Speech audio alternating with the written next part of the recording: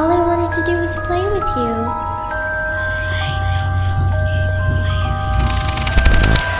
You're not afraid of the dark, are you?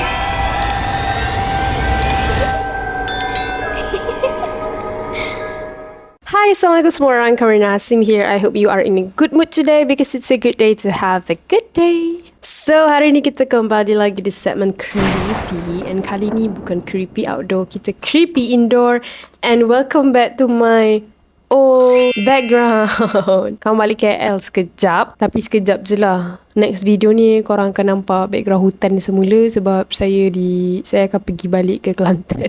Kisah ni dikongsikan oleh seorang bekas pekerja butik pengantin yang terletak di Kuala Lumpur. And nama butik tersebut terpaksa dirahsiakan atas sebab company tu masih lagi beroperasi, tapi butik tersebut dah lama dah tutup dan dah tukar jadi kedai lain dah pun. Atas sebab tak ramai customer lah, diorang pindah cawangan. And sebab dekat situ buka butik kat situ memang rugi sebab tak ada customer yang masuk. So, tanpa membuang masa, jom kita baca doa dulu, mohon perlindungan dari Allah dari gangguan-gangguan syaitan. A'udzubillahi minasyaitonirrajim. Bismillahirrahmanirrahim. Rabbi a'udzubika min hamazati syayatin wa a'udzubika rabbi an yahdurun.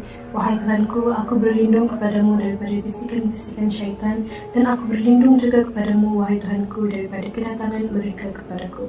Amin ya rabbal alamin. So, kita bagi nama pemilik kisah hari ni Hana, bukan nama sebenar. Masa tu tahun 2018 dan masa tu Hana berumur 20 tahun. Hana kerja dekat situ dalam 2 tahun setengah. So, sepanjang dia bekerja dekat butik tu, macam-macam benda mistik yang berlaku. Bukan dekat dia saja, tapi dekat bos dan juga pekerja yang lain. Kita cerita dululah pasal butik tu kan. Butik tu kecil je tapi dia ada 2 tingkat. Cuma setiap tingkat tu sempit. Dia macam bentuk 4 segi ruangan dia tu. Dan tingkat bawah ada cashier, ada juga barang-barang aksesori perhiasan pengantin macam gelang, kasut dan sebagainya. Lepas tu naik tangga pergi ke tingkat yang kedua. Dekat tingkat kedua tu ada banyak peragaan baju pengantin. Termasuklah patung-patung mannequin. Dan patung-patung mannequin tu dipakaikan baju pengantin. So, satu je yang Hana tak suka dengan butik ni adalah butik tu nampak kuno. Nampak kuno maksudnya nampak lama lah, old fashion. Tapi disebabkan Hana ni pekerja je kan. Dia kata kalau lah dia jadi bos, dah lama dah Hana tukar lighting yang ada dalam butik tu. Sebab lighting tu sahaja dah menyeramkan guys. Warna-warna malap, warna oranye. So, kita masuk dengan kisah yang pertama tentang misteri perhiasan pengantin dekat tingkat bawah.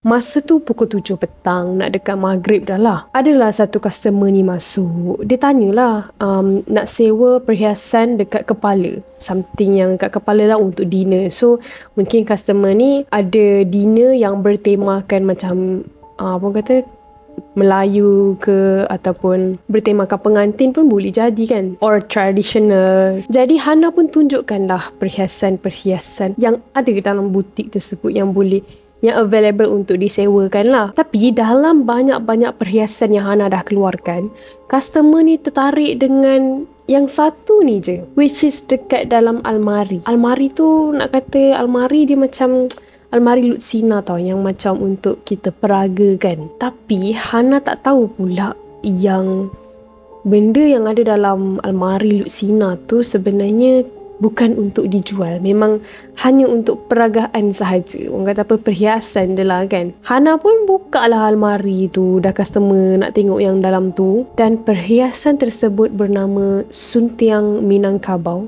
Original dari Indonesia. Dan customer tu pun belik-belik kan. Lepas dia belik, benda tu besar tau. Besar dan berat.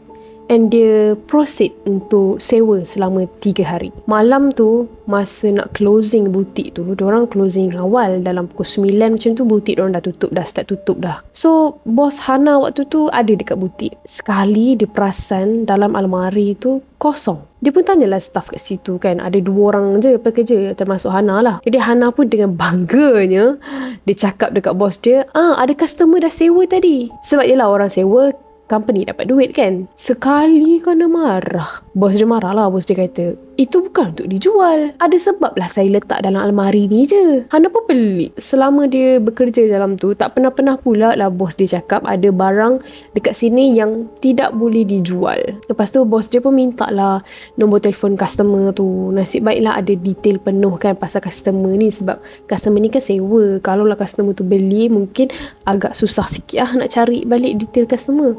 So nak call pun dah malam. Jadi diorang pun tunggulah esok pagi kalau nak call customer tu pun. Jadi masa nak closing tu, Hana cuba-cubalah korek kan daripada bos dia.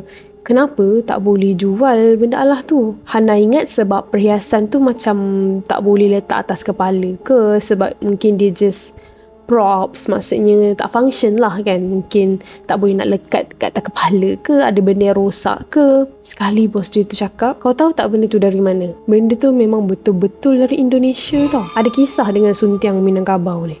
Tak nak aku cerita tengah-tengah malam kat sini. Bos dia cakap macam tu. So diorang pun macam faham-faham lah ada benda seram ke dengan perhiasan tu kan. So masa-masa semua memang penakut. Jadi diorang terus closing dan tutup cerita malam tu. Keesokan harinya guys, bos dia datang butik. Selalunya memang bos dia yang akan datang dululah untuk buka butik, baru pekerja dia datang. Sampai-sampai je bos dia kat situ nak buka butik tu, dia terkejut gila sebab aksesori-aksesori macam gelang, rantai, crown, semua berterabur dekat lantai. Macam butik tu baru lepas kena rompak. Bos dia pun dah cuak lah kan. Cek satu-satu, kuat-kuat memang betul ada benda hilang ke, takut betul pencuri masuk kan. Nasib baik ada CCTV dalam tu. Bos dia pun pergilah terus masuk ke bilik office untuk cek CCTV. Lepas dia tengok rakaman CCTV malam tadi, dia terus call staff dia 2 orang tu, suruh cepat sikit datang. And Hana sampai je butik, tengok-tengok muka bos dia pucat. Dengan keadaan butik yang masih bersepah, bos dia pun tunjukkanlah footage tu kan. Korang tahu tak, Hana kata memang nampak aksesori-aksesori tu tercampak sendiri. Ada beberapa gelang dari dalam almari tu pun nampak dalam CCTV tu, almari tu terbuka macam tu, terkeluar gelang-gelang tu. Seolah-olah macam ada orang kat situ yang buka almari dan campak semua barang dalam almari tu. Meremang teruk diorang satu hari tu. Kamar pun meremang sekarang ni. Staff yang seorang lagi tu sarankan pergi panggil ustaz. Sebab sah-sah lah ini hantu, dia kata. Lepas je diorang kemas butik tu, tiba-tiba customer yang semalam tu datang. Dia kata dia nak refund sebab dia nak pulangkan barang ni awal. Apa benda? Suntiang Minangkabau tu lah. Bos Hana dengar je, terus bos dia approve untuk bagi refund tersebut sebab dia nak pulangkan awal. Lepas tu lalang tu bos dia tu tanyalah kat customer tu, ada apa-apa jadi ke? Dah terus berborak pula diorang pasal benda mistik tu. Dekat situ juga diorang borak. Customer tu cakap lah, malam tadi kan, saya letak benda tu dekat atas meja makeup bilik. Malam tu customer tu mimpi ada seorang wanita tu cantik, dia tengah menari macam gaya tradisional dekat atas tanah, macam tengah buat persembahan. Dan dekat atas kepala dia tu ada Suntiang Minangkabau tu sebiji. Lepas tu dalam mimpi tu customer tu seakan-akan menjadi salah seorang penonton yang tengah tengok persembahan wanita tersebut. Tiba-tiba dalam mimpi tu perempuan tu pusing belakang, terus dia jadi rupa yang menyeramkan. Dan mimpi tu terus jadi mimpi yang menakutkan sampaikan customer ni terjaga dari mimpi. And apa yang mengejutkan, masa dia terjaga tu, perhiasan tersebut ada dekat atas kepala dia. Dia tengah pakai sambil dia tidur. Apa seram tu. Padahal dia letak kat atas meja kan sebelum dia tidur. Lepas tu customer tu dia katalah dia terus kejutkan suami dia, and suami dia azan satu rumah. Lepas tu suami dia lah yang suruh dia pulangkan balik benda tu kan hari ni juga sebab suami dia tak sedar hati. Lepas tu semua terkejut dengar cerita tu. Bos dia pun letak balik lah perhiasan tu dalam almari tu kan. Dan keesokan harinya tak ada apa-apa yang berlaku. Dan hari seterusnya juga. Disebabkan itulah bos Hana ni tak jadi nak panggil ustaz sebab dia rasa benda tu dah tak ada. Tapi Hana kata pasal kisah di sebalik Suntiang Minangkabau ni. Dia sempatlah korek cerita kan kat bos dia. Bos dia kata tak tahulah betul ke tak benda ni, sebab Suntiang ni sebenarnya dia dapat masa bos dia pergi bercuti trip dekat Indonesia. Lepas tu adalah seorang nenek ni macam jual perhiasan. Nenek ni jual macam dijual dekat dalam pasar-pasar macam tu. And dia macam bentang kain. Pasal ada banyak lah perhiasan-perhiasan dekat situ. Ada cincin, ada gelang, ada rantai. So dalam banyak-banyak tu, bos dia ni tertarik dengan perhiasan yang bernama Suntiang Minangkabau ni. And disebabkan bos dia terfikir boleh pakai untuk pengantin, which is customer-customer dia lah. Jadi bos dia pun tanyalah kan, berapa harganya gitu. Lepas tu masa nak bayar tu, tiba-tiba nenek tu kata, ini kuat, bisa menjaga. Dulu ada pengantin yang pakai, tapi pengantin itu mati bunuh diri sebelum acara bermula. Lalu dia masuk ke sini. Oh sudah, dia kata roh pengantin yang mati telah masuk ke dalam perhiasan Suntiang Minangkabau tersebut. Bos dia yang waktu tu tengah angin bercuti kan, memang mood happy je. Memang bos dia ingat tu semua mengarut je lah kan. Macam just nak cerita-cerita, nak bagi tahu dekat turis, kat pelancong, kisah-kisah legenda ke apa ke, ataupun saja-sajalah kan, hiburan. So itulah bos dia fikir masa tu. Lepas tu nenek tu ada bagi satu pesanan tau. Dia kata ni pantang larang, kena simpan dekat tempat yang berkunci benda tu. Tapi bos dia buat terindah je masa beli tu. So bos dia letak je lah dalam almari yang peragaan tu. Tapi Hana kata memang apa ni orang kata, benda lah tu, perhiasan tu macam ada aura yang buat kita tertarik dengan benda tu. Macam kita memang nampak dia cantik sangat. Tapi Hana tak ada pula gambar nak tunjuk. So Kamal just ambil reference daripada Google je lah. So daripada apa yang nenek tu cakap, kemungkinan sebenarnya saka kot yang dimaksudkan. Tapi wallahualam lah kan. Kisah kedua, ini susulan daripada kes pertama awal tadi. Hana tak sure benda yang mengganggu diorang ni adakah daripada benda yang sama macam kisah pertama tadi, atau sebenarnya memang ada benda lain juga dalam butik tu. So, kisah ni daripada staff yang lagi seorang tu. Kita bagi nama dia Mawa, bukan nama sebenar. So Mawa cerita dekat Hana, masa tu tengah hari macam lunch hour macam tu kan. Mawa tengah sapu lantai dekat tingkat atas. Sekali dia terdengar ada orang macam buka aircon. Sekejap, kalau korang tak faham bunyi buka aircon tu macam mana. Dia ada bunyi tit, tit. Macam tu kan. Bunyi macam Swiss lah. So Mawa pun tanpa check keadaan sekeliling, dia terus borak sambil sapu tu kan. Sebab dia memang tahu ada orang. Jadi cakap lah, weh Hana, kau cuti hari apa Sebab dah sasar lah dia tahu dalam butik tu ada dia dengan Hana saja. Lepas tu dia kata lah, aku ingat nak ambil cuti Jumaat ni. Lepas tu tak ada suara yang membalas. Diam je. Lepas tu Mawa ni cakap lah, oh Hana. Still diam. Tak ada suara. Si Mawan pun pusing lah belakang. Pusing-pusing. Dia nak tengok ke arah aircon tu lah kan. Sekali korang tahu tak, tiba-tiba ada patung mannequin dekat tengah-tengah jalan tu, dekat bawah aircon. Memang patutnya tak ada apa-apa tau dekat situ. Patung tu semua diperagakan dekat tepi-tepi apa orang kata, tepi-tepi ruang tu lah. Macam mana boleh dekat tengah-tengah pula kan. Dia terkejut tu, panik sampai nak berlari pun lutut terketar-ketar weh. Sebab nak kena turun tangga lagi kan. Dapat je dia turun sampai kat bawah, dia berlari ke Hana. Hana elok je tengah makan dekat cashier. Lepas tu dia bagilah tahu Hana, siapa yang buka aircon kat atas tadi? Siapa pula yang alihkan patung mannequin tadi? Lepas tu Hana kata, kau kat atas ke tadi? Sudah. Ada cerita dua dalam satu guys. Hana tanya lah, kau kat atas ke tadi kan? Sebab aku baru je cakap dengan kau kat dalam toilet tadi. So ini cerita daripada side Hana pula. Hana kata sebelum dia nak pergi ambil nasi tu kan, dia terserempak dengan si Mawa ni dekat toilet dekat tingkat bawah. Mawa tengah pandang cermin. Tapi Hana ingatkan Mawa nak betulkan tudung ke, touch up makeup ke apa. Tapi bila Hana terfikir balik kan, masa Hana ternampak tu memang Mawa betul-betul pandang straight kat cermin.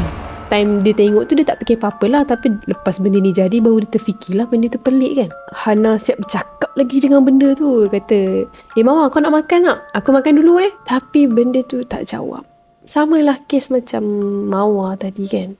So benda tu dah start menyerupai pula. Itu yang tak seronok tu. Kisah seterusnya, pernah juga masa tu semua orang kat bawah tengah tak ada customer jugalah time ni kan. Hana tengah lap-lap gelang yang ada dekat dalam lemari. Yang Mawar pula tengah tulis pasal customer detail lah dekat dalam satu buku ni, dia dekat bahagian cashier. Suasana waktu tu sunyi sepi. Semua diam, masing-masing macam tak tahulah, masing-masing macam tiba-tiba khusyuk sangat buat kerja masa tu kan. Sebenarnya tengah bosan dan mengantuk. Tiba-tiba dengan suasana yang sunyi sepi tu, terdengar suara macam bunyi orang tengah berjalan dekat tingkat atas dengan gelang-gelang kaki yang berlaga antara satu sama lain. Dekat tingkat atas tau korang. Lepas tu Hana dengan Mawar pandang each other. Kau dengar ke? Hana pun angguk. Diorang pun buat dek je, teruskan kerja macam biasa. Tiba-tiba terdengar lagi, tapi macam bunyi tu tengah turun ke tangga, daripada atas ke bawah, dekat tepi tangga tu. Maksudnya diorang dengar bunyi tu lagi kuat lah. Hana pun punya cuak, dia terus berlari dekat cashier, pergi dekat Mawar. Lepas tu diorang buka phone, pasang surah Al-Quran, and diorang pasang volume yang paling kuat. Lepas tu diorang tak dengar dah lagi bunyi gelang tu. Dan lepas daripada tu, butik tu memang hari-hari lah pasang surah daripada phone, dan kadang-kadang buka surah-surah dekat laptop office juga. Yang diorang geramnya, bos diorang tahu tau butik tu bantu tapi bos dia tak nak buat apa-apa. And pandai pula bos dia tak nak datang butik tu kan, datang sekejap-sekejap macam tu. So Hana memang bertahan sampai 2 tahun setengah tu je. Lepas tu dia berhenti pun bukan sebab kena kacau ni lah. Dia berhenti sebab dia dapat kerja offer kat tempat lain. Lepas beberapa bulan dia berhenti tu pun, dia masih lagi lah kan keep in touch dengan butik sana. Tahu-tahu je butik tu nak tutup dah. So tak tahulah next kedai ni yang ada dekat butik tu, yang take over butik tu, adakah diorang pun mengalami gangguan yang sama, sebab mungkin jin-jin yang ada dekat butik tu sebenarnya mengganggu mereka, ataupun bos dia ni yang bertukar ke cawangan baru masih diganggu. Mungkin sebab dia bawa perhiasan-perhiasan tu, ke tak tahulah. Sebab tak tahu kan dia orang ni gangguan tu sebenarnya daripada mana. So itulah dia kisah daripada Hana. Weh, seram juga kan. Jaga butik ni lagi-lagi kalau korang seorang-seorang tak tahulah. Ni pun kebanyakan kisah seram berlaku ni pagi tau. Pagi, tengah hari. Bukan malam, sebab diorang pun kata malam-malam tu macam buka sampai pukul 9 je. So, nasib baiklah. So, kalau rasa itu sajalah video untuk hari ni. Thank you Hana sebab sudi berkongsi pengalaman seram dengan kita orang semua. And thank you yang dah tengok video ni sampai habis. For those who are new to my channel, don't forget to hit the subscribe button below and turn on the notification bell so that you will not miss any video that I post. See you in my next video. Bye!